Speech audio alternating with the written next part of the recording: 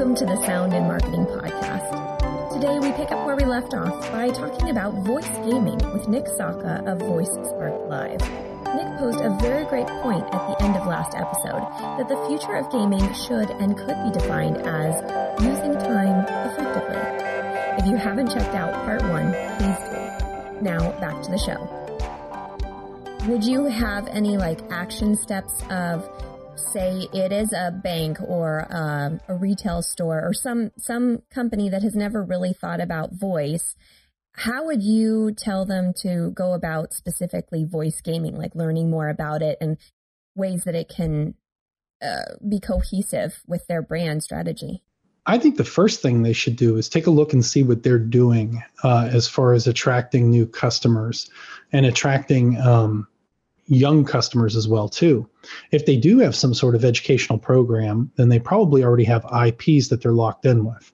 So that right there will get the ball rolling. And then it's all about just finding themselves a developer and developing some sort of voice skill. But whenever you take a look at it, a lot of these companies now are moving in and hiring conversational designers. So they're getting in to that groove. They're just not thinking about the other ways that it could benefit them. You know, whenever I see a sign for PNC, and I know that PNC is a bank out here on the East Coast, I know it's going to be blue and orange. Well, going back to what you said, you know, what does blue and orange sound like? What is that? What is that? What makes that blue and orange? What can we tie to that mentally to think, okay, every time I hear a cash register ring, that's blue and orange, that's PNC. So I think companies need to look inside, turn it around, look at what they're doing, and then come up with their best use of sonic branding. I love what you said about partnerships too, because my brain kind of went to, say I'm a brand and I still have no idea. Be like, this is just too, I don't use smart speakers. I don't understand skills and actions, and I don't understand this voice gaming thing. I have no frame of reference as to how to start this process. But the idea of partnerships, what if they were to partner with, say, an entertainment company that gets it,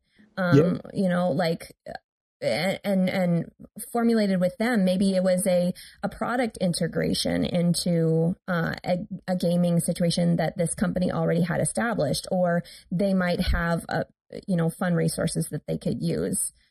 You know what's a good example of that? For the PlayStation 2, there was a game called Pepsi Man. So Pepsi teamed up with Sony to bring this thing to life, and Pepsi Man was one of their mascots or something at the turn of the century. But they designed an entire video game around this dude. And the only thing it was you running down the screen, trying to evade stuff that was appearing on the screen. So yeah, you got to look for those sort of unions and not always the most familiar spaces. But I think the problem is it goes back to what Steve Jobs said, and I know I'm going to butcher this. It goes back to people not knowing what they want and us telling them what they want or what they need. Right now, they really don't know what they want, or they really don't know what they need in terms of sonic branding. We've got to kind of be like the flag wavers and say, hey, look over here. And hopefully these bigger companies will open up their mind to actually producing voice applications or having some sort of presence on the skill store. One of the banks I bank with, USAA, if you set it up and configure it right, and you go through 1,000,001 disclosures, you can ask Alexa what your bank account balance is, and she'll tell you. Yeah, I think that it is at the point where a lot of companies don't know what they want and they come to people that are in the industry. But my hope is that we are mindful of that in giving some breadcrumbs, giving some ideas and thoughts so that the next project does come from them. One of the things, I write music and I write sounds and I create sonic branding, and it's really fun when I create something just from my own vision and they're like, I love it, that's great. But is that necessarily them? Or is that just something that came out of my brain that they liked? I would rather that I listen to them and they have an idea and I create their vision. Yes. So I'm hopeful that that's where, not just for voice gaming, but for VoiceFirst and all of this new conversational AI, I hope that that is where it's going, where we're hand-holding, we're putting out breadcrumbs right now, but we're making them stronger in understanding and more knowledgeable and coming up with some ideas that are truly theirs. Yeah, and I think people need to take a vested interest, right? So it's going to take somebody, like let's say you take a big business, right? It's going to take somebody on that board of directors to say, hey, I got one of these Amazon Alexa things for Christmas, and I want to build something for that for our company. You know, that's what it takes, right? It takes somebody on the inside with a little bit of vested interest. But I think we're moving in the right direction. I think it's just a little bit slower than what anybody anticipated. And here's why. Because you can't see it. A website you could see. You could be like, hey, man, you know, you need a website because Bob's Pizza Joint down the street's got a website. And if you don't have a pizza website, you're going to be out in the cold. Well, they can't see the value in the sound or the sonic branding just yet. I think we're getting there, but it's going to take a little bit longer than what people had originally anticipated. There's now case studies and there's actual statistics. And I think that a lot of companies were waiting for that. So, but yeah, it's an investment. And I think that all of these things, like the voice gaming, this is part of brand equity. And brand equity isn't necessarily something that you're going to see something tomorrow. You may, but you may not. But brand equity is investing in your company. And this is, we see it because we're on the inside. We know that the sound industry, the sound marketing industry is growing and thriving, and it is not going anywhere. It's just going to be bigger. But if people can understand that that is where it is going and take a chance and invest, the ROI will show. It will be there, but it's a long game. It's a long investment. Yeah, and I think you got to get creative with it too. You know, there was I forget the name of the skill, but there was a skill that you would be able to activate. I think it might have been Coca-Cola. I'm not 100% sure. You activate the skill, you go through the flow, and then they sent you a ticket or a coupon for, you know, whatever. But imagine those sort of things, right? If you can get people in the gate and you can like, hey, here's a coupon for trying out our skill, or hey, here's this for doing this. Those are the little things that could improve a company's ROI significantly when it comes to the voice market. That goes into what you said about people can't see voice, but the idea of like, Alexa, send me a sample, that goes into the whole idea of something tangible. And I do feel like that is where people have experimented a little bit more with things where product is sent. So yeah, just finding those points of entry that people can understand, and then kind of going, oh, well, and then there's also this, and then there's also this, not bombarding. I think personally, whenever you're thinking about getting in and developing a voice app, no matter what it is, whether it's a game or just something to increase productivity, whatever it may be, you got to utilize the visuals. You have to have some sort of multimodal aspect to it. You've got to make sure that you're utilizing the screens, and especially with Fire TV OS, because essentially if you have a Fire TV stick or a Fire Cube, your television is a giant Alexa device.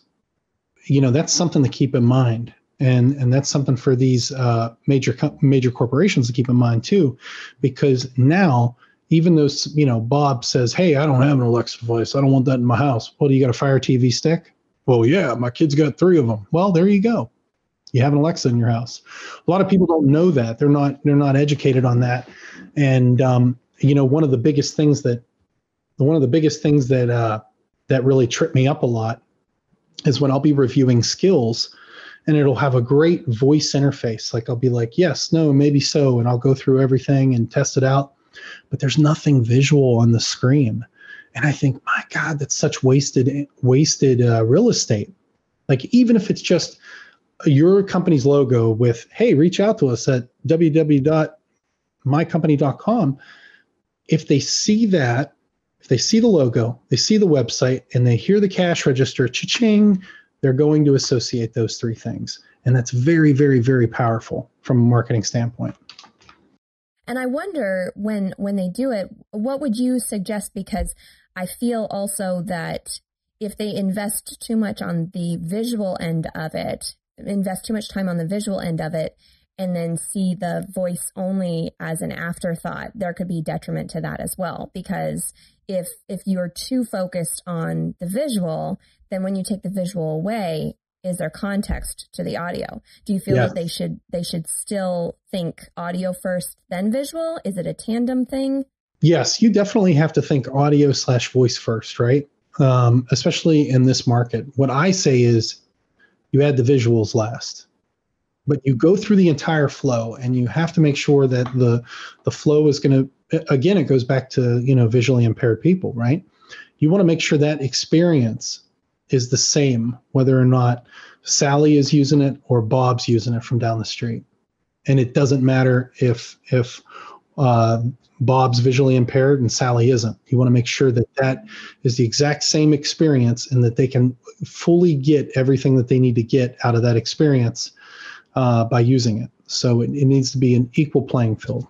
So wrapping this up, I'd love to know your thoughts of some exciting things that you have seen coming down the pike. Is there something voice gaming or intersecting with voice gaming that you've seen or that you're hoping to see?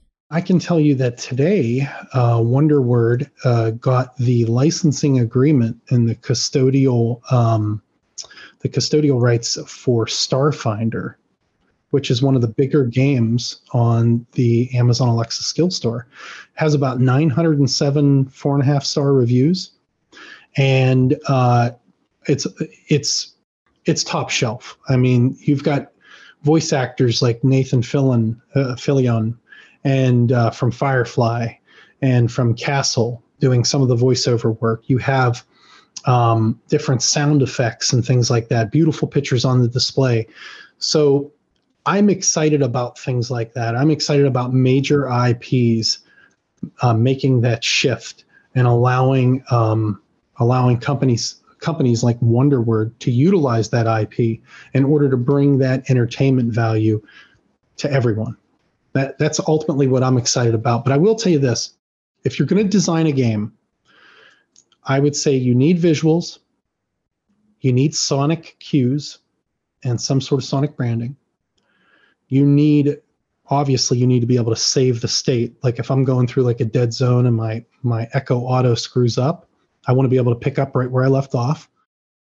But you also need some sort of progression management, something that's going to bring the person back.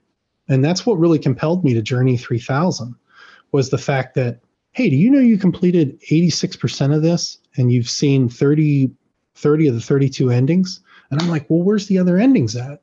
Like I got to go back through and find these.